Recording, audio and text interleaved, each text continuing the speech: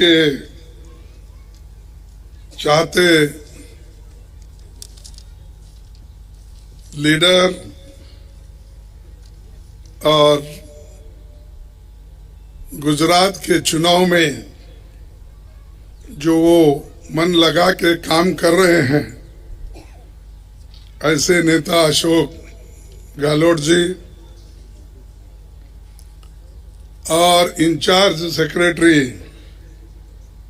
इसकी गुजरात के इलेक्शन की प्रभारी जो है डॉक्टर रघु शर्मा जी, जेडी सेलम जी, बीएम संदीप जी, हरेंद्र भाई वालन जी, श्रीमती जरमा बेन जी, हरीश भाई वासवा जी, फतेह सिंह भाई वासवा जी और हमारे महाराष्ट्र से पधारे हुए बैकवर्ड के नेता श्री हमारे मोंगे जी और मेरे साथ आए हुए श्री हमारे एमपी साहब नासिर हुसैन जी और इस मंच पे बैठे हुए बाबा सिद्दीकी जी और सारे नेतागण हैं। समय के अभाव से मैं सारे लोगों का नाम लेने के लिए मुश्किल है, इसीलिए मैं माफी चाहता हूं। यहाँ पर जो आज खासकर इस भाग के मतदाता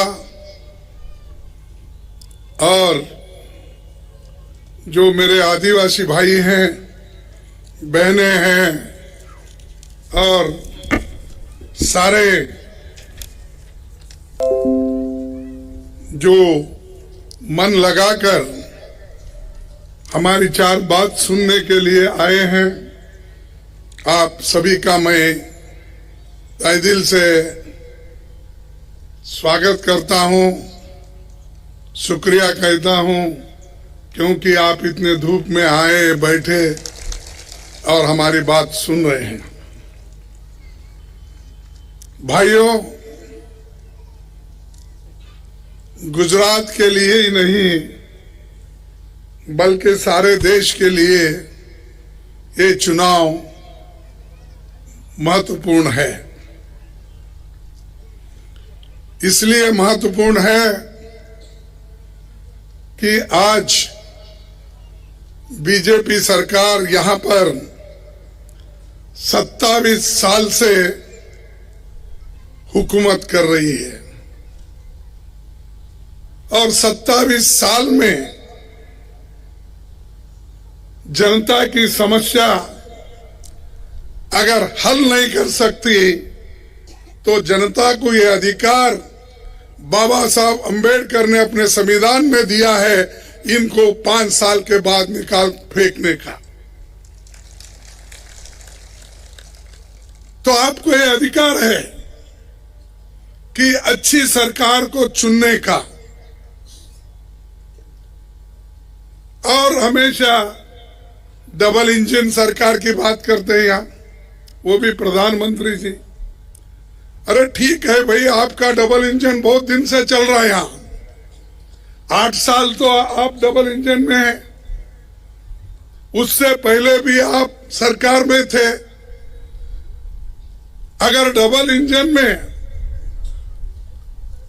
इंजन लगाने के बाद भी अगर एक गाड़ी नहीं चलती है तो उस गाड़ी को निकाल के दूसरे नए इंजन लगाने वाले गाड़ी को लाना चाहिए। और बीच में और भी लोग आए हैं, कहीं और दिल्ली से उधर इधर से भी लोग आकर बीच में टांग मार रहे हैं। लेकिन आपको सोचना है कि जो पार्टी, कांग्रेस पार्टी इस देश को बनाई, महात्मा गांधी जी ने आजादी दिलाई, वल्लभ भाई पटेल ने देश का एकता बनाने का पूरा काम किया। नेहरू जी ने लोकतंत्र की बुनियाद डाली और उसको चलाया, और उसीलिए पूरा देश आजाद होने के बाद लोकतंत्र के अनुसार चल रहा है। उसीलिए यहां पर बहुत से जो काम हुए पहले कांग्रेस के पीरियड में, वो मजबूती के साथ हो गए। ऐसा नहीं हुआ कि आज पुल रिपेयर करे कल गिर गया, ऐसा कोई हमारा काम नहीं है। हमारा काम मजबूत है, देश को मजबूती से हम रखे हैं। फिर भी हमको पूछते हैं, खासकर मोदी जी और शाह, 70 साल में कांग्रेस ने क्या किया?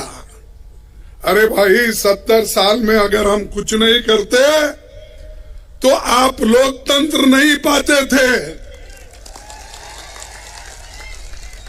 और आपके जैसा आदमी जो हमेशा क्लेम करते हैं मैं गरीब हूं, मैं वो, हम भी गरीब है, हम तो गरीब से गरीब है, हम तो अछूतों में आते हैं। कम से कम तुम्हारी चाय तो कोई पीता है, मेरी चाय भी नहीं पीता कोई। और फिर बार आप बोलते हैं कि मैं गरीब हूं, मेरे को किसने गालियां दिया, मेरी किसी ने कुछ कहा, मेरे को कुछ, तेरी हैसियत क्या है कहा।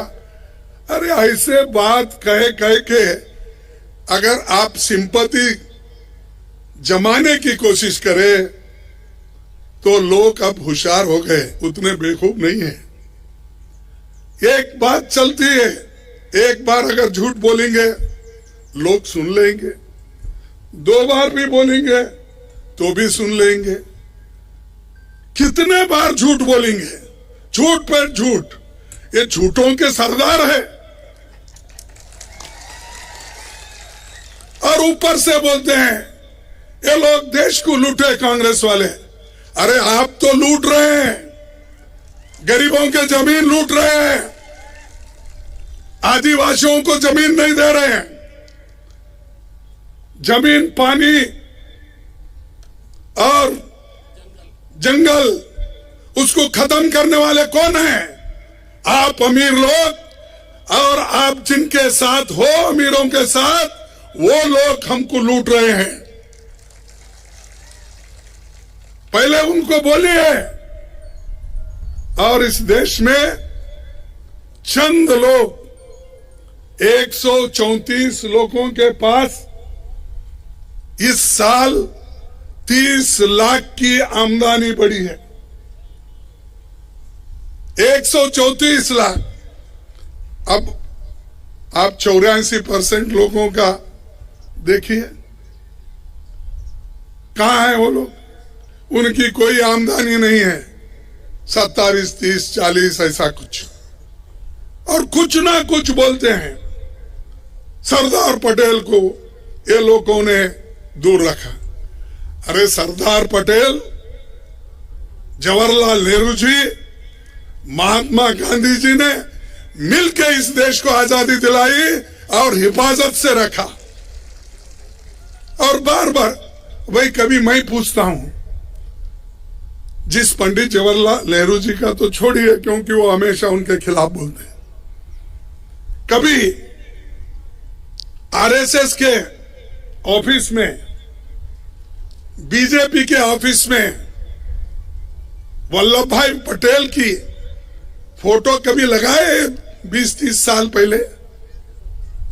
कभी उनके बारे में वो कहते थे कि वो अच्छे थे? कभी नहीं। सिर्फ कांग्रेस में फूट डालने के लिए, कांग्रेस को डिवाइड करने के लिए वो ये सारी बातें बोलते हैं। कहीं अंबेडकर हमारा है, ये कहते हैं अरे अंबेडकर की फोटो तो आरएसएस दफ्तर में भी नहीं था, अभी भी नहीं है, बीजेपी के दफ्तर में नहीं था। अब वोटों के लिए उनको नमन करते हो कहते हो अंबेडकर जी को हमने सब कुछ यहां पर क्या है, हाँ, अंबेडकर जी को ये कभी नहीं चाहे, उल्टा हमेशा उनका खिलाफ काम करने वाले वो हमको आज बोल रहे हैं कि बाबा साहब अंबेडकर के बारे में, वल्लभ भाई पटेल के बारे में, महात्मा गांधी जी के बारे में। अरे महात्मा गांधी जी को गोली से कौन मारा? उनकी जान किसने ली? बताओ किसने लिया? गोडसे ने लिया। गोडसे कौन थे? इनके सभी नजदीक के लोग थे। आरएसएस और पहले जो जनसंघ कहा जाता था या हिंदू महासभा कहा जाता था, उन्हीं के लोगों ने तो गोली से मार दिया महात्मा गांधी जी को। अब महात्मा गांधी जी के बारे में बहुत प्यार आपको आ रहा है। गांधी जी का इंसल्ट, गुजरात का, अरे गुजरात बनाने वाले भी महात्मा गांधी, गुजरात बनाने वाले भी नेहरू जी, गुजरात को बनाने वाले भी वल्लभ भाई पटेल। और मैं एक बात पूछता हूं, अगर कोई कहीं किसी सभा में आप लोगों को मोदी और शाह साहब मिले तो पूछो, क्या साहब इस गुजरात को मोरारजी देसाई ने कुछ नहीं किया?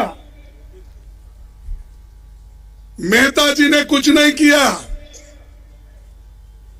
और जितने लीडर गुजरात के हुए 10-20 अगर मैं गिनते जाऊं तो उन्होंने कुछ नहीं किया। इन्होंने 8 साल में सब कुछ किया या 27 साल में ही पूरा किया? अरे आप 27 साल हुकूमत करने के बावजूद भी लोग भूखे मर रहे हैं।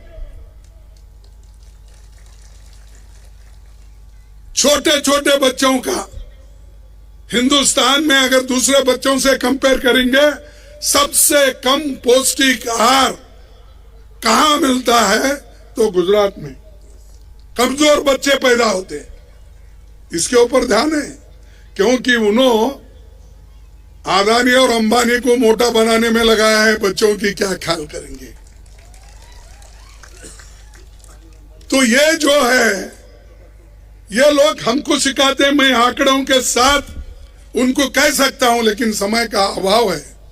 मैं इंडेक्स दे सकता हूं कि सारे हिंदुस्तान में किस किस राज्यों में बच्चों का पौष्टिक आहार कहाँ है, उसकी हाइट कितनी है और सेक्स रेशियो कितना है, बता सकता हूं। लेकिन मुझे उतने डिटेल में जाना नहीं है। आपसे मैं एक ही विनती करूंगा, क्योंकि आप ये बहुत पिछड़ा हुआ भाग है, आदिवासी लोग ज्यादा रहते हैं, गरीब लोग ज्यादा रहते हैं, और खास करके हमारे युवाओं को नौकरी नहीं। मैं पूछता हूं, 27 साल हुकूमत करने के बाद 8 साल केंद्र में मोदी जी प्रधानमंत्री रहने के बावजूद यहां के युवा, उनको क्यों नौकरी नहीं मिल रही, ये सवाल मैं पूछता हूं।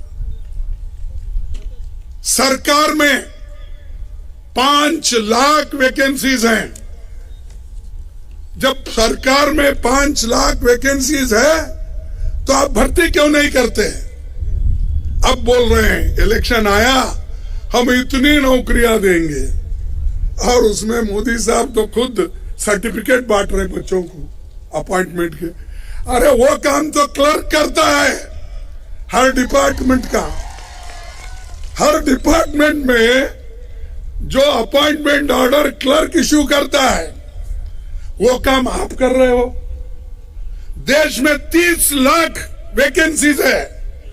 रेलवे हो, पोस्ट ऑफिस हो, टीचर्स के हो और पैरामिलिट्री के हो, ये सभी अगर आप हिसाब लेंगे, मैं ये हिसाब कहां से लिया? उन्हीं के पास से लिया हूं। स्टार्ड और अनस्टार्ड प्रश्न डाल के जो उत्तर आए हैं उसका पूरा टोटल करके मैं बता रहा हूं 30 लाख वैकेंसीज देश में है, लेकिन आज 45% हमारे युवा जो 18 से 35 साल के अंदर है उनको नौकरी नहीं है। और इन्फ्लेशन तो बढ़ रहा है। गरीबों की बात करने वाले हैं, इन्होंने जीएसटी लगाया, कहीं पे लगाया? आटे पे जीएसटी, बच्चे जो लिखते हैं नोटबुक पे जीएसटी, रबर पे जीएसटी, दूध पे जीएसटी, आटे पे जीएसटी, तेल पे, हर चीज पे जीएसटी लगाए हैं। और गुजरात बहुत आगे गया बोलने वाले, मैं उनको पूछता हूं, यहां पर पहले 2 लाख रुपए कुछ डेट था, इसका कर्जा, अब तो नजदीक 4.5 लाख है, नहीं 4.5 लाख करोड़। इतना बोझ तुम्हारे ऊपर है। ये वो देने वाले नहीं है, शाह देने वाले नहीं है, मोदी अपने जेब से देने वाला नहीं है, अदानी अंबानी देने वाला नहीं है। ये आपके जेब से ही निकालेंगे, आपको ही वो कर्जा भरना होगा।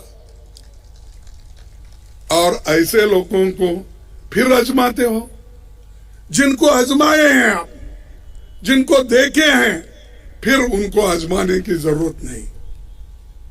एक बार चांस दो कांग्रेस को। कांग्रेस एक गरीबों की पार्टी है। कांग्रेस जो कहती है वो करती है। हम जुमलेबाजी नहीं करते। हमने कहा गरीबों के पेट भरने के लिए खाना देंगे, हमने फूड सिक्योरिटी एक्ट लाया।